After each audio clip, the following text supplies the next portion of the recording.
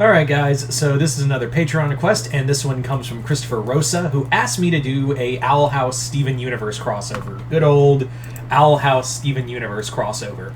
With a very interesting point, which I will get to in a moment. So let's get started with the story.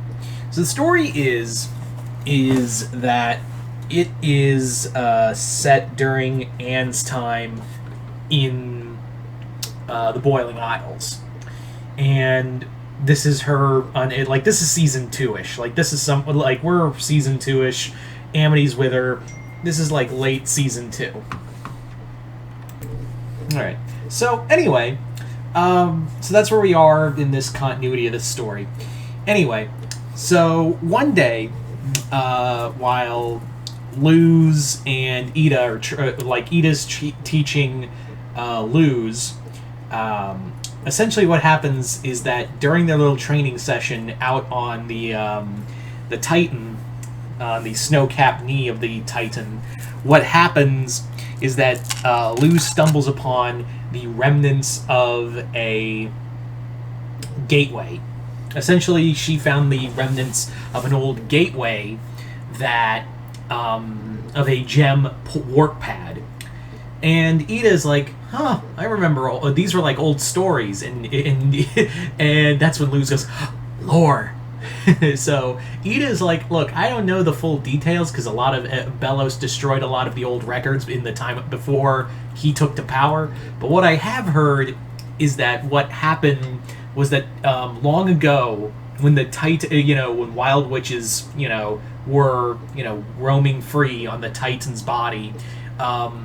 The Boiling Isles were visited by a race of beings from beyond the stars. Personally, I thought it's a lot of weird shit, but hey, that's just me. And she's like, and Luz is like, you guys got visited by aliens? So cool, witches versus aliens. And Ida's like, I'm gonna have to ask you to stop doing that. So that's the so they go back home, but Luz can't stop thinking about the warp pad, and is wanting to learn more about it. So she, Gus, Willow, and Amity all go, like the four of them go and go back to the warp pad and actually accidentally wake it up, and it actually zaps them directly into the into the crystal gems temple on Earth. So when they get out, they're like, Luz is like, I'm on Earth again. Like it sent me back to Earth. I have a home. I have a gateway back to Earth. That's amazing. And unfortunately, the crystal gems are like, intruder. So of course you get the classic fight. Crystal gems versus witches. And that's when Steven breaks up the fight. He's like, whoa, guys, I don't think they're enemies. And that's when Luz is like, hey, I'm Luz. These are my friends and my girlfriend. Who are you guys? He's like, we're Steven and the Crystal Gems. We have a song about it if you want to hear it. And she's like, I'm fine with that. So they get to know each other, and they're more or less like learning about one another. But at the same time, what they didn't realize is that they didn't go unnoticed. Their little departure to the Boiling Isles didn't go unnoticed.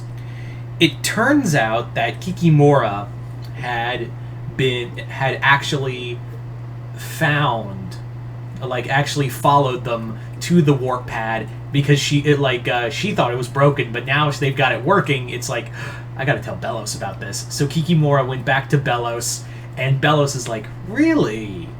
We have a pathway to Earth. So, yeah.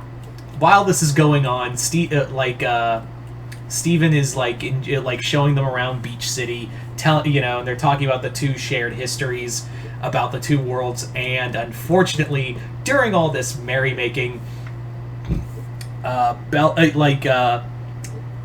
what happens is Emperor Coven guards come spilling out of the warp pad, and since they're directly inside the temple, they can actually do direct damage to the temple itself.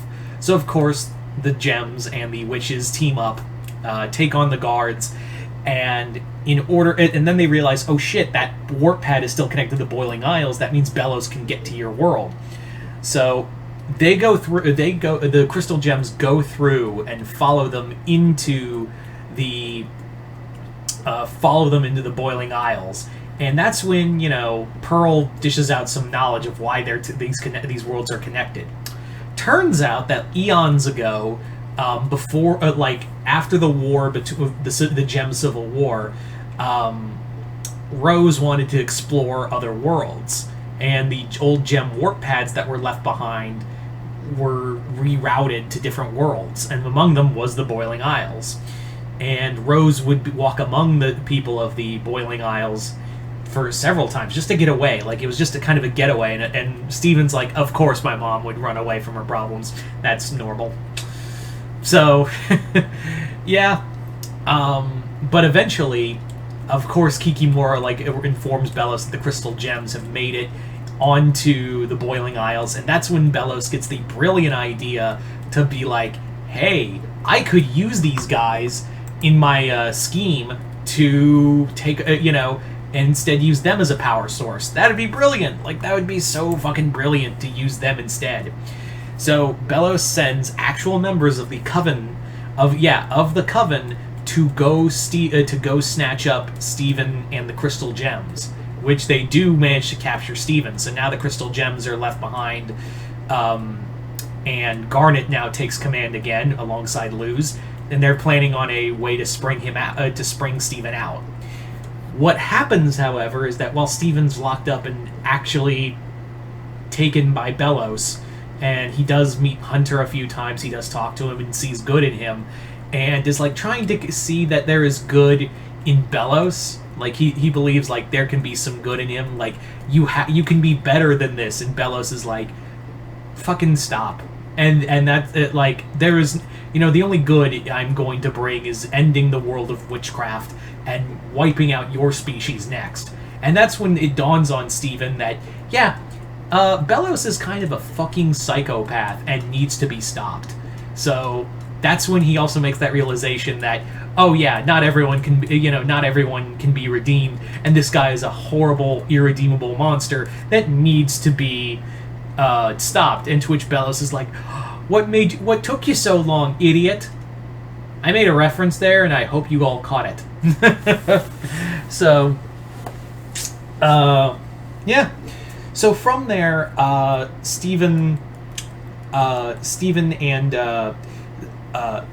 is left to be tortured and try to figure out a way to use him as a power source. But then crystal gems and the witches arrive, spring him out, and that's when Belos himself gets into the fight. So all of them have to take on Belos, and that's when Steven just unleashes all that pink energy and just goes ham on Belos, because he realizes, you're a monster, you cannot be allowed to live. And Luz actually stops Belos from getting killed, because he's like, Luz is like, you can't be him. We'll stop him one day. We'll defeat him, but you can't become him at the same time.